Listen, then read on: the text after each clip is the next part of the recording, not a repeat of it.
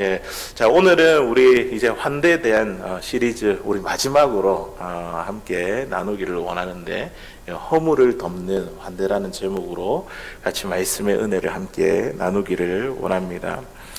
지난번 제가 한국 방문을 하고 이제 돌아오는 그 비행기 안에 졸다가 그만 제가 이제 무선 이어폰이 이렇게 양쪽에 오른쪽 왼쪽에 있는데 저도 모르게 졸다가 왼쪽으로 이렇게 꼬북꼬북 졸은 것 같아요. 근데 이 왼쪽에 있는 이어폰이 떨어지는 소리가 바닥에 들리면서 순간 이어폰을 잊어버렸구나 이렇게 느끼게 되고 잠에서 깨어났어요. 그리고 나서 주위를 둘러보면 이 스마트폰에 이 플래시라이트를 켜고 아무리 찾아봐도 이어폰을 찾을 수가 없었습니다. 그래서 비행기 안에는 굉장히 또 좁고 복잡하잖아요. 그러니까 또 제가 밤에 출발을 했기 때문에 이 비행기 안에도 이 불을 다 끄고 사람들이 자고 있는 그런 상황이었는데 참 너무 죄송하더라고요. 그래서 이제 옆에 있는 분에게 저 사정을 이야기를 하고 여기에 왼쪽에 있는 이어폰이 떨어졌는데 제가 한번 찾고 싶다 이렇게 이야기를 하니까 이 사람이 자리에 일어나 주더라고요. 그래서 막 샅샅이 찾았는데도 그 이어폰을 찾을 수가 없었습니다. 그래서 뭐 어차피 이제 미안하니까 뒤에 있는 사람에게도 이야기를 해가지고 플래시라이트를 비추고 막 찾았는데 그렇게 해도 찾을 수가 없었습니다. 그냥 포기하고 말까 괜히 주변 사람들에게 이렇게 불편하게 하고 있다는 생각에 참 미안한 마음이 들었습니다. 그래도 좋은 이어폰인데 한쪽을 잃어버리면 어떻게 해? 이런 생각에 제가 마지막으로 승무원에게 찾아갔습니다. 그러면서 이 승무원이 친절하게 떨어진 자리가 어디냐고 물으며 제가 앉아있던 방석을 뜯더라고요. 내가 보니까 저는 이제 그때 처음 알았습니다. 비행기에 좌석이 이렇게 뜯어지고 또 등받이와 머리가 이렇게 분리된다는 것을 그때 처음 알았습니다. 승무원이 좌석 아래를 구석구석 다 찾아보았지만 이어폰을 찾을 수가 없었습니다. 이제는 정말 단념해야 되겠다는 생각이 들었습니다. 도착할 때까지 어쩔 수 없지 하며 꾹꾹 참았습니다. 승무원이 이런 저의 마음을 알고 이분이 제게 와서 이렇게 이야기하더라고요. 청소하다가 발견이 되면 연락을 주겠다고 제 마음을 안정시켜 주었습니다. 비행기가 착륙을 하고 미국에 착륙을 하고 승객들이 내리기 위해 이제 짐을 챙기는 순간 제 뒤에 또 그 뒤에 있던 남자분이 자기 발 밑에 이어폰이 있다고 제게 이렇게 찾아 주었습니다. 다들 오랜 비행으로 참 다른 사람의 방해를 받지 않고 싶을 텐데 또 나와 상관없는 일이니 그냥 모른 척 해도 될 텐데 주변 사람들이 좋은 이웃들을 만나서 참 제가 찾을 수 있도록 도와주고 또 승무원은 참 저의 이 잃어버린 마음을 좀 잘 헤아려 주어서 찾으려고 최선을 다한 이제 그의 모습을 보면서 참 많은 감동을 받았습니다. 지난 일 생각해 보니까 참 너무 고맙더라고요. 내가 실수를 해서 잃어버린 것이지만 이 상대방의 실수를 이해하고 허물을 덮어주는 것, 이것이야말로 진정한 크리스찬의 영성이 아니겠습니까? 예수님께서 우리에게 그 어떤 것으로도 가릴 수 없는 이 죄와 허물을 우리에게 덮어주셨는데 우리 또한 상대방의 허물을 덮어줄 수 있는 이 크리스찬의 영성을 우리의 삶 속에 잘 반영할 수 있는 저와 여러분들 될 수 있기를 바랍니다. 오늘 본문에 있는 이 말씀에 보니까 상대방의 그 허물을 덮는 이 크리스찬의 영성에 대한 이야기를 우리에게 잘 말씀해 주고 있습니다. 우리 20절과 21절에 있는 말씀 우리 같이 한번 읽어보도록 하겠습니다. 시작. 노아가 농사를 시작하여 포도나무를 심었더니 포도주를 마시고 취하여 그 장막 안에 벌거벗은지라. 아멘. 하나님의 심판으로 홍수가 일어났죠. 그리고 온 세상이 물에 다 잠기게 되었고 모든 것이 다 끝나게 되었습니다. 자, 그런데 오늘 말씀해 보니까 이제 뭔가를 시작하죠. 이 노아가 지금 농사를 시작했습니다. 농사를 하려면 이제 그 축축한 땅이 다 말라야지 이 경작을 할 수가 있거든요. 그런 걸 보면 아마도 홍수 이후에 땅이 다 마르고 시간이 한참 지난 것 같습니다. 자, 그런데 오늘 성경에서 이 노아에 대해서 무엇을 기록하고 있냐면, 노아가 지금 뭐 하고 있습니까? 술에 취하고 또 술을 마시고 취해서 옷을 벗고 잠을 자고 있었습니다. 홍수 이후에 이 노아의 입지가 어땠을까요? 이 사람은 그때 당시에 사람들에게 영웅이다, 전설적인 사람이다, 모든 인류와 생명체가 이 사람으로부터 시작되었다, 대단하게 그렇게 생각하지 않았을까요? 홍수 이후에 350년을 이제 살았거든요, 노아가요.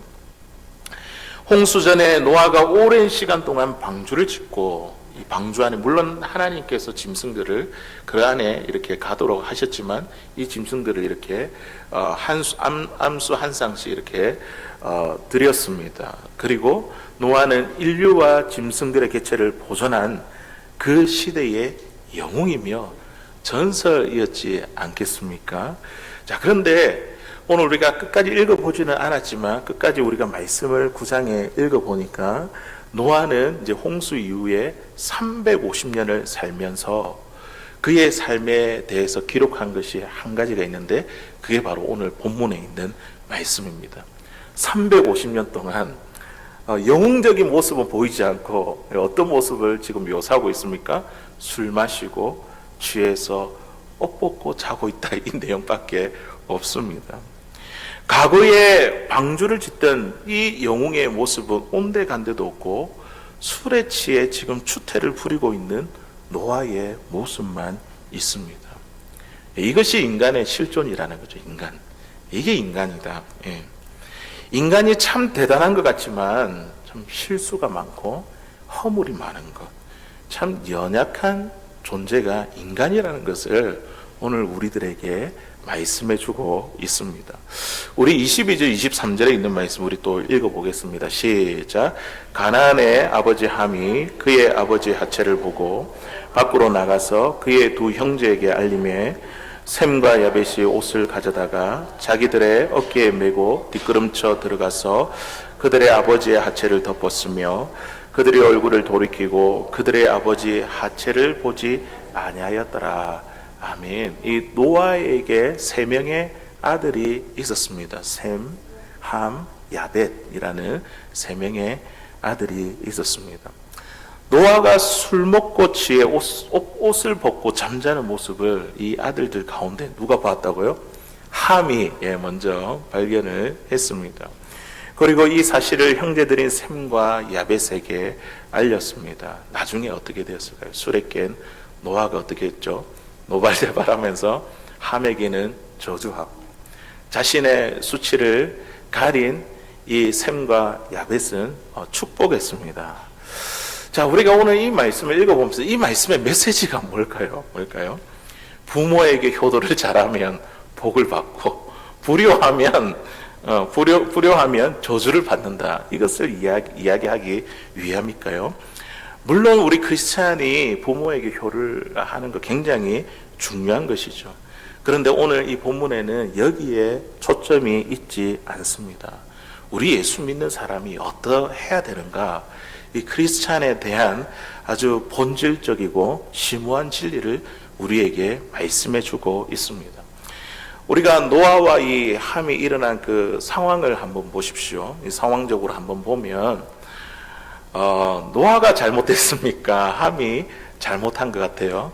이 둘 중에 누가 잘못한 것 같습니까? 오히려 보면 이 문제를 제공한 사람이 노아죠, 맞죠? 술 안 마시고 안 취하고 벌거 안 벗으면 될 거잖아요.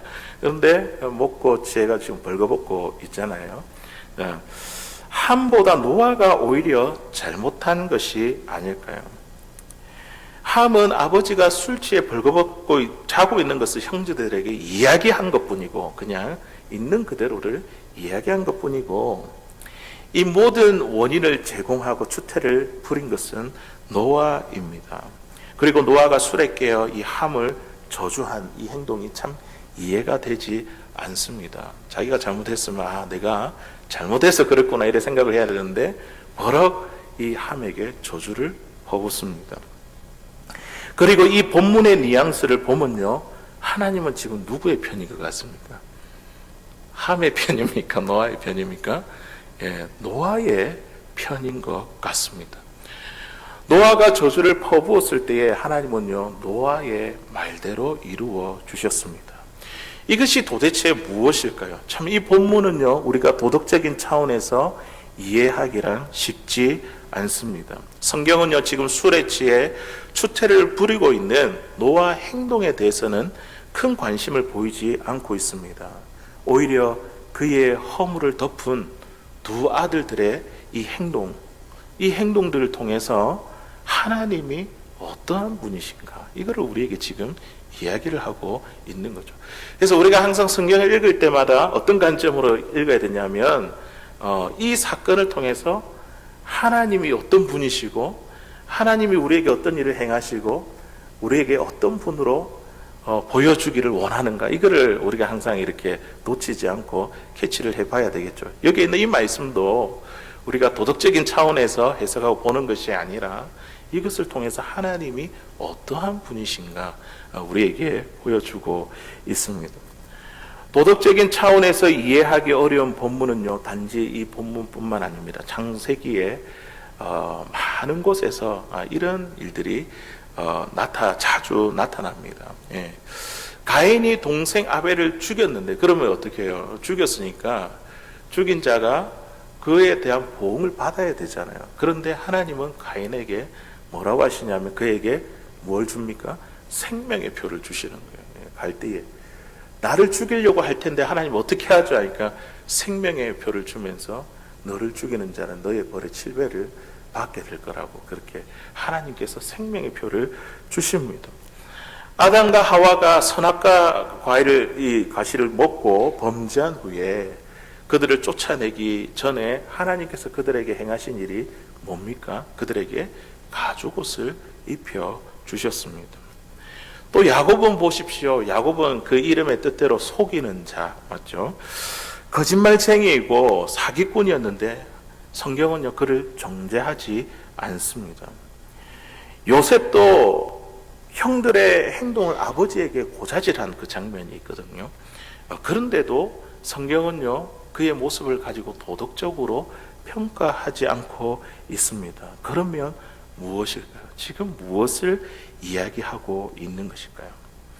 아담과 하와에게 가죽옷, 또 가인에게 생명의 표, 또 허물을 가린 생과 야벳에게는 축복을, 또 허물을 가리지 않고 덜추어낸 이 함은 저주를, 지금 성경은 무엇을 말하고 싶은 것일까요?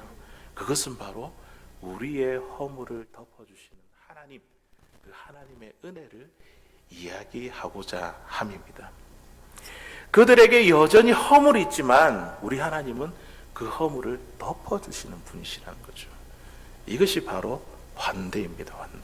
환대의 핵심적인 내용이라는 거죠. 다른 사람의 허물을 덮어주는 것. 우리 하나님께서 이 노아의 허물을 오늘 덮어주셨잖아요. 하나님은 허물을 덮어주시는 분.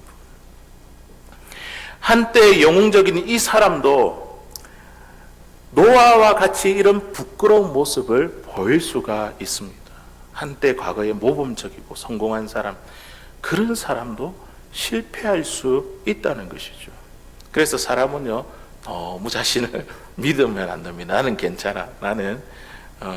나는 괜찮으니까 죄악 속에서도 나는 이길 수 있어. 너무 자신을 믿으면 안 됩니다. 그리고 다른 사람들에게도 마찬가지죠.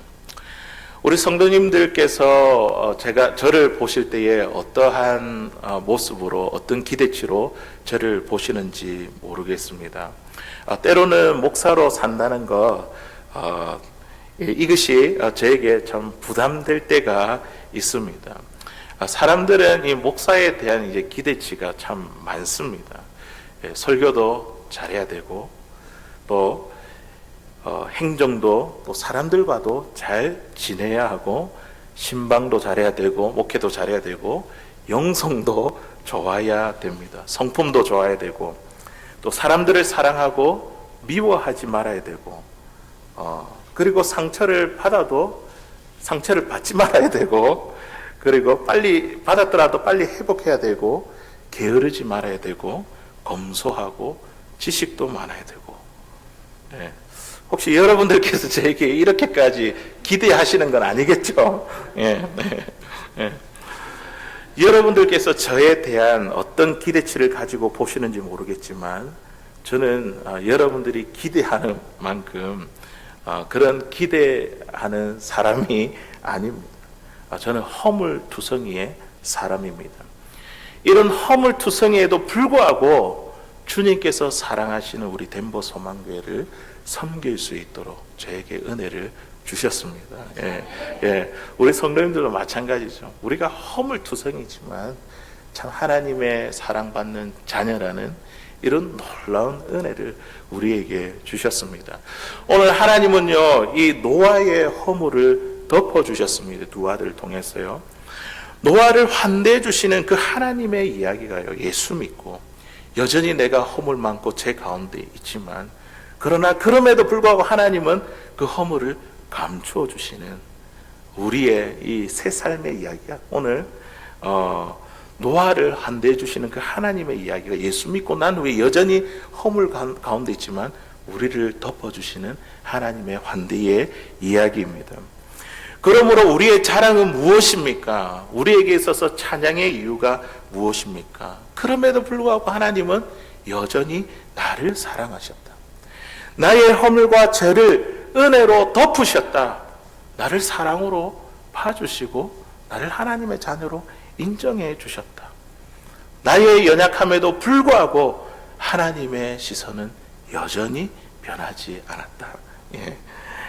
이것이 바로 우리의 자랑이고 우리가 오늘 하나님을 찬양해야 될 이유인 줄로 믿습니다.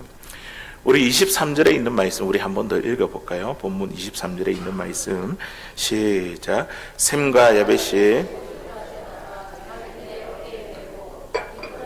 들어가서 그들의 아버지의 하체를 덮었으며 그들의 얼굴을 돌이키고 그들의 아버지의 하체를 보지 아니하였더라. 아멘. 지금 셈과 야벳이 하고 있는 그 장면이 상상이 되십니까? 아버지의 하체를 보지 않기 위해서 옷을 이제 어깨에 메고 뒷걸음질 하는 거예요. 예. 그리고 나서 그 옷을 이래 덮고, 덮을 때도 얼굴을 돌려가지고 덮고 그 자리를 장막에서 그대로 나가는 이 두 아들의 모습을 보게 됩니다. 셈과 야벳은 아버지의 하체를 덮었습니다. 그 수치를 덮은 것이죠.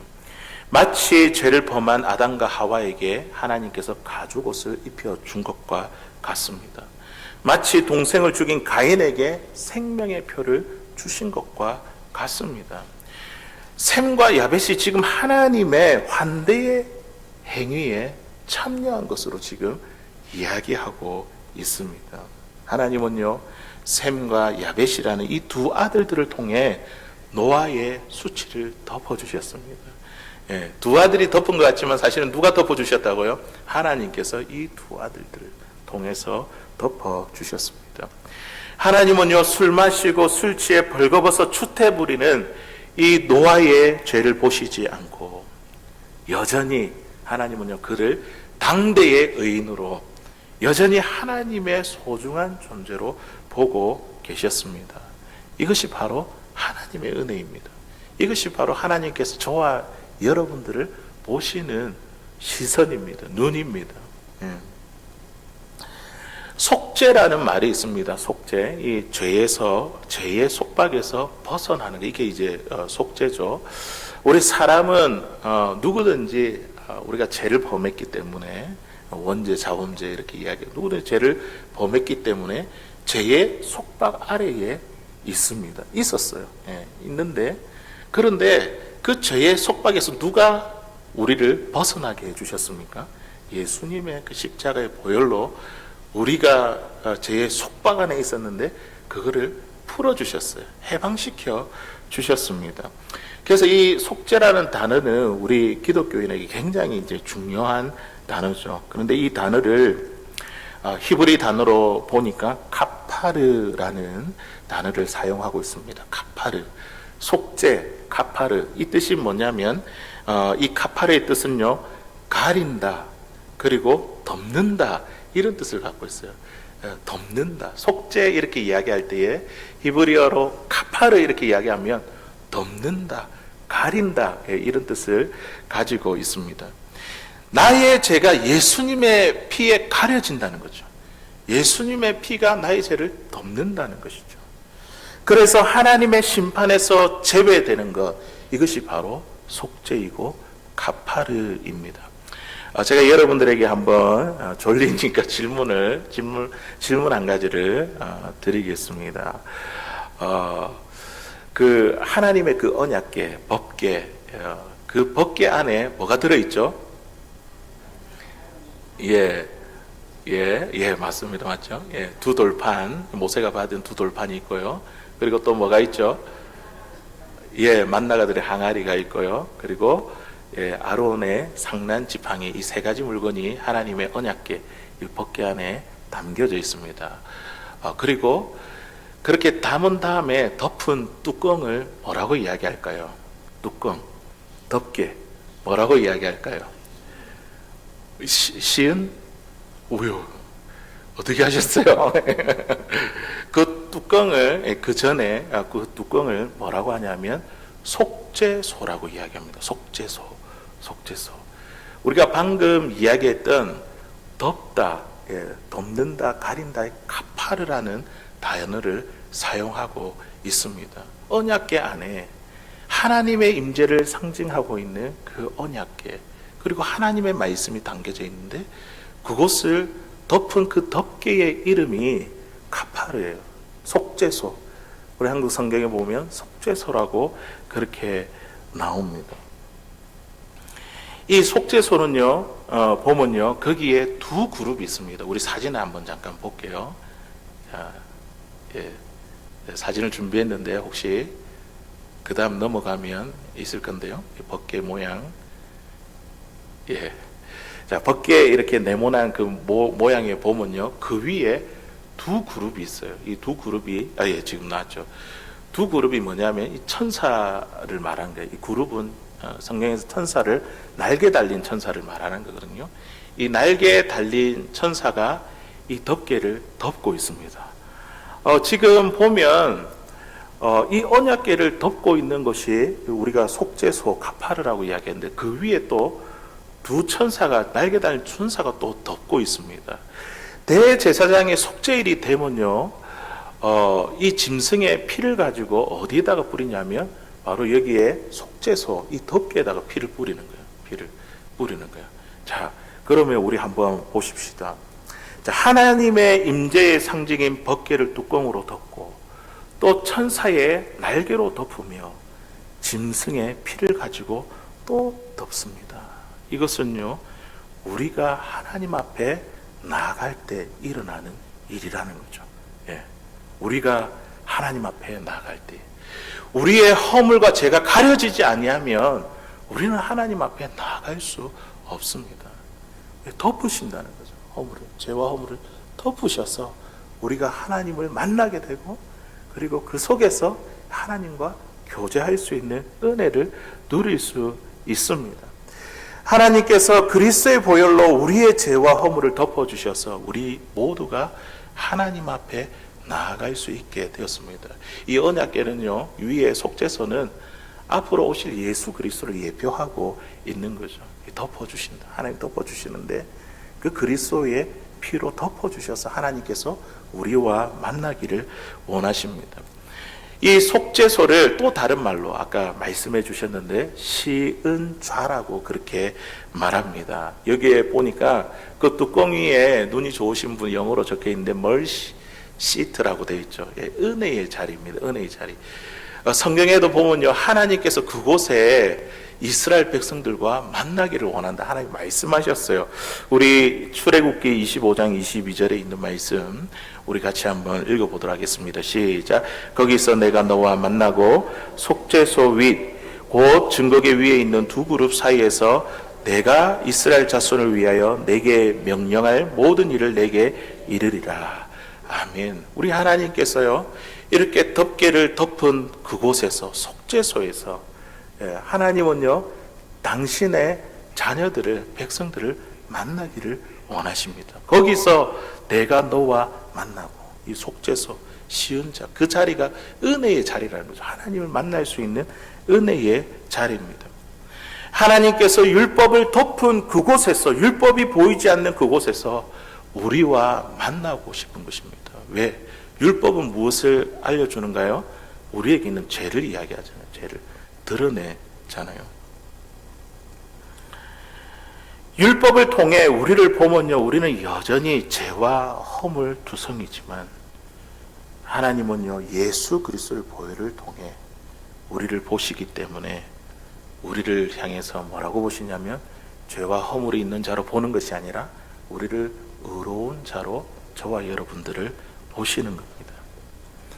하나님은 그 마음으로 지금 술 취해 벌거벗은 이 노아의 수치를 덮으시고, 이 사람이 당대의 의인으로 여전히 하나님 앞에서 소중한 존재로 보고 계십니다. 다윗은요, 이러한 자가 복이 있다고 찬양합니다. 우리 시편 32편 1절 2절에 있는 말씀 우리 같이 한번 읽어보겠습니다. 시작. 허물 제사함을 받고 자신의 죄가 가려진 자는 복이 있도다. 마음에 간사함이 없고 여호와께 정죄를 당하지 않는 자는 복이 있도다. 아멘. 우리 안에 있는 죄와 허물의 문제, 이건 우리 스스로 해결할 수 있는 문제가 아닙니다. 맞죠? 가려진 자, 그것이 가려진 자, 그 사람이 복이 있다고 지금 말씀하고 있습니다. 허물의 사함을 받고 죄의 가리움을 받는 자, 여호와께 정죄를 당하지 않나, 가려졌기 때문에 정죄를 당하지 않는 자, 이런 자가 복이 있다고 말씀합니다. 어떤 자가 이러한 자입니까? 내가 비록 죄와 허물이 있더라도 예수를 믿고 예수님 안에 있는 자가 바로 이런 복을 누리게 됩니다. 예수님이 우리의 죄와 허물을 다 가려주셨습니다. 덮어주셨습니다. 이런 자에게 복이 있다고 지금 다윗이 지금 찬양하고 있잖아요. 우리 모두가 이런 복을 받았습니다. 그리고 하나님은요, 이 복을 나누어져라고 저와 여러분들을 부르셨습니다. 이 복을 나눈다는 것이 무엇일까요? 오늘 이 셈과 야벳이 취한 행동이죠. 하나님의 환대 행위에 참여하는 것. 나를 통하여 다른 사람의 허물과 죄를, 실수를 덮어주는 그런 일로 저와 여러분들을 불러주셨습니다. 우리가 이런 사명을 감당하기 위해서 먼저는요, 우리는요, 우리 자신의 허물을 덮어줄 줄 아는 자가 되어야 됩니다. 나에게 허물이 있잖아요. 내가 죄를 숨기라는 것이 아니라 이 죄를 가지고 하나님께 드러내어 놓고 회개했다고 한다면 하나님은요, 더 이상 수치감과 죄책감 가운데 살아가기를 우리에게 하나님이 원하지 않습니다. 어떤 분이 이렇게 이야기해요. 내가 예수를 믿는데도 내가 구원을 받았는지, 내가 천국에 갈 건지 여기에 대해서 막 자신이 없어하고, 내가 할 수 있을까 이렇게 염려하시는, 내가 죄가 많은데. 그런데 분명히 보면 예수님께서 이 모든 허물과 죄 수치를 다 가려주셨어요. 그렇기 때문에 더 이상 우리는요, 죄책감과 수치감 가운데 살아가서는 안 됩니다. 하나님은 그 죄책감과 수치감에서 벗어나기를 원하십니다.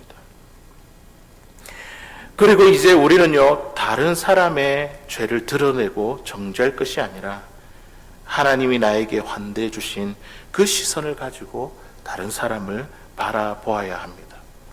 오늘 이 아버지의 수치를 가려준 이 셈과 야벳처럼 말입니다.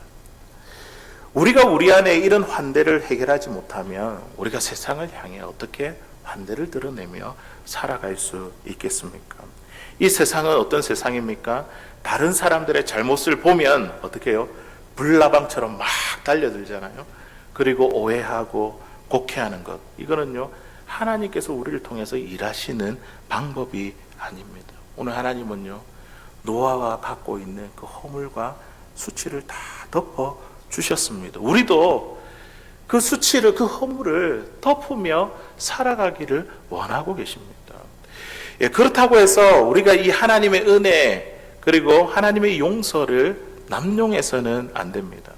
주님께서 허물을 다 덮으신다고 해서 그러면 내 마음대로 죄 지으며 살아가도 되겠네, 그런 이야기가 아닙니다. 무조건 은혜로 다 덮으라는 말도 아닙니다. 최소한 우리가 받은 이 복음은요, 다른 사람의 신앙과 삶을 정죄하는 율법주의가 아니라는 것이죠. 그리스도의 은혜와 용납으로 세워진 복음이기 때문에 우리는 그 복음으로 행하라는 것입니다. 하나님께서 아담과 하와를 쫓아내실 때에 그들에게 먼저 뭘 했다고요? 가죽옷을 입혀주셨잖아요. 하나님의 은혜와 환대가 먼저 있지 않습니까? 그리고 가인을 또 그 땅에서 쫓아낼 때에 그에게 생명의 표를 그에게 주셨지 않습니까? 우리가 도덕적인 차원에서는요, 도무지 이해할 수 없는 내용입니다. 마땅하게 죄를 지었으면 보응을 받아야죠. 그런데 하나님은 우리 인간의 실존을 아시고 우리의 허물과 수치를 덮어주시는 분이십니다. 그리고 오늘 노아 홍수 심판의 이 이야기는요, 노아가 벌거벗은 수치 가운데 있었지만 하나님은 여전히 노아를 은혜의 눈길로 보고 계신다, 이러한 사실로 마무리하고 있습니다. 예. 노아가 당대의 의인이 완전한 자라 하지만 그런데 그는 여전히 연약한 자이고 죄와 허물이 있는 자. 그럼에도 불구하고 하나님은요, 여전히 그의 허물과 죄 수치를 가려주시고 은혜의 눈길로 보고 계신다. 이것이 오늘 우리에게 주고 있는 메시지입니다. 우리가 은혜를 받으면 막 굉장히 이제 감정적으로 뜨거워가지고 이렇게 사는데, 때로는 우리가 또 실패하고 넘어질 때가 있잖아요. 그때 되면 내가 왜 이렇지? 자괴감이 들기도 하고 낙심들기도 하는데, 그 상황이 우리는 업앤다운을 하지만 하나님은요, 우리가 다운되는 그런 상황 가운데 있다 할지라도 우리 하나님 어떤 분이시라고요? 여전히 은혜의 눈길로 우리를 보고 계시는 분이십니다. 하나님은 우리가 온전한 때에만 우리 편이 아니십니다. 내가 연약하고 부족하고 추하고 이렇게 추태를 부릴 때도 하나님은 우리의 편에 계십니다. 우리 하나님은 공의로우신 분이시지만 그 공의라는 그 논리에 갇혀있는 분이 아니십니다. 만약에 갇혀있다면 어떻게 해요? 이 인간의 죄 다 심판하고 멸해버려야지 맞는 것인데, 우리 하나님은요, 이 죄와 죽음의 문제, 심판의 문제를 해결하기 위해 자신이 사랑하는 독생자 아들 예수 그리스도를 우리에게 보내주셨습니다. 우리 하나님은 사랑의 하나님이시죠. 공의의 하나님으로 갇혀있는 분이 아니라 우리를 사랑하시고 또 예수 그리스도의 보혈로 우리를 의롭게 보시는 하나님이십니다. 어느 목사님이 어린 시절에 동네 친구와 싸우게 되었습니다. 이분에게 남동생이 있었는데 이 형이 싸움에서 밀리고 있으니까 이 동생의 마음에서 형을 도와야겠다는 생각에 뛰쳐 들어가 이 친구의 이 두 팔을 꽉 이렇게 잡았습니다. 그러면서 형에게 하는 말이 뭐냐면, 형 때려 2대1로 싸우는데 이거 좋은 일이 아니죠, 맞죠? 싸움에서 이겨도 이거는 자랑할 일이 아닙니다. 그런데 이 이야기를 이 목사님의 어머니에게 들려주었습니다. 이 이야기를 듣고 어머니가 어떻게 했을까요? 뭐라고 해? 나무렇게 칭찬했대요. 형제는 그렇게 해야 된다고 그렇게 칭찬했습니다. 물론 잘한 것이 아님을 이 엄마가 알죠. 아는데 이 동생의 허물을 덮어준 거죠. 이 형의 허물을 덮어주었습니다. 여기에 하나님의 마음이 반영되어 있지 않을까요? 하나님이 우리를 보실 때에 재판관으로만 우리를 보시는 것이 아니라 하나님은 우리의 아버지로 우리를 보고 계십니다. 우리의 허물을 오늘 노아의 허물을 수치를 덮어주고자 하는 것이 바로 하나님 아버지의 마음이라는 거죠. 우리가 살다 보면 어려울 때도 있고 실패할 때도 있습니다. 그것으로 인해 사람들이 오해하고 떠날 때도 있습니다. 다른 사람이 나를 다 떠나고 내 편이 아닐 때 우리의 부모님은 항상 누구의 편입니까? 예, 우리의 편이잖아요. 자녀들의 편이 되어주잖아요. 또 우리에게 자녀들이 있는데 이 자녀들에게 어떤 일이 일어나도 여러분들이 자녀들의 편이 아닙니까? 예, 맞잖아요. 예. 하나님은 우리의 재판관으로 계신 것이 아니라 하나님은요 우리의 아버지로 계십니다. 하나님은 무조건 우리의 편이 되어 주신다는 것이죠. 내가 힘들고 어려울 때 사람들이 떠날 때도 하나님은 우리 곁에 계십니다. 고난 가운데 있을 때 하나님 살아계신 건 맞아. 고난만 있는 것이 아니라 그 속에 하나님도 함께 계십니다. 예, 우리 곁에 계십니다. 우리가 죄악 가운데 있을 때에도 하나님은 그곳에 계시고 그것으로 인하여 내가 괴로워할 때도 하나님은 우리의 허물과 수치를 가려주시는 분이십니다. 이러한 하나님의 은혜에 대해 우리가 어떻게 반응해야 될까요? 우리가 어떻게 이 하나님의 이런 놀라운 은혜를 받았는데 우리가 어떻게 반응해야 되겠습니까? 우리 역시도 오늘 셈과 야벳처럼 다른 사람의 허물을 덮어주는 환대의 사람, 하나님의 그 환대의 행위에 참여하기를 우리 하나님은 원하십니다. 우리를 그 일로 저와 여러분들을 초대해 주셨습니다. 다른 사람의 허물을 들추어내고 다른 사람의 잘못을 보면 불나방같이 달려 들어와 오해하고 곡해하는 이 삭막한 이 시대 가운데 상대방이 나에게 무슨 이야기를 해도 들어줄 수 있는 사람, 그 사람이 실수하고 잘못했음에도 불구하고 내가 그 사람에게 던질 돌을 갖고 있지 않는 그 사람이 오늘 말씀을 듣고 있는 저와 여러분 될 수 있기를 바랍니다.